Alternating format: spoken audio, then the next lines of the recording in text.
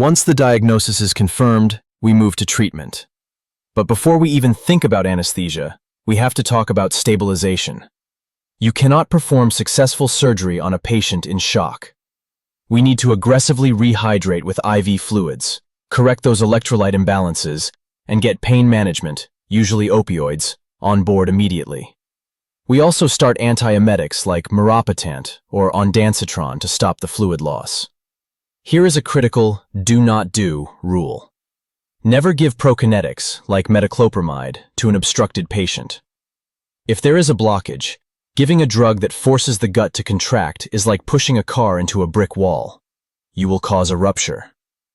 Now, how do we get the object out? If we catch it early and it's still in the esophagus or stomach, we might get lucky with endoscopy. This is the ideal scenario.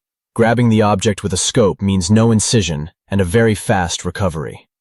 However, most cases require surgical intervention. Gastrotomy. If the object is in the stomach, we cut into the stomach wall. This is a robust, forgiving organ with a great blood supply, so this is a relatively low-risk procedure. Enterotomy.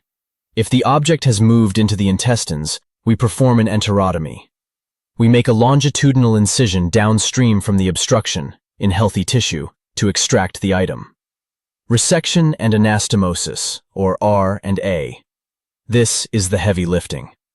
If the intestine is necrotic, purple, or perforated, we cannot leave it. We have to remove that dead segment and sew the healthy ends back together.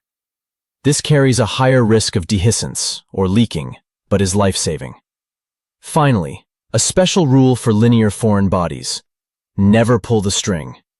If you pull, you act as the saw. Instead, we surgically release the anchor point, under the tongue or at the pylorus, and then carefully remove the string, often requiring multiple enterotomies to feed it out gently without slicing the tissue.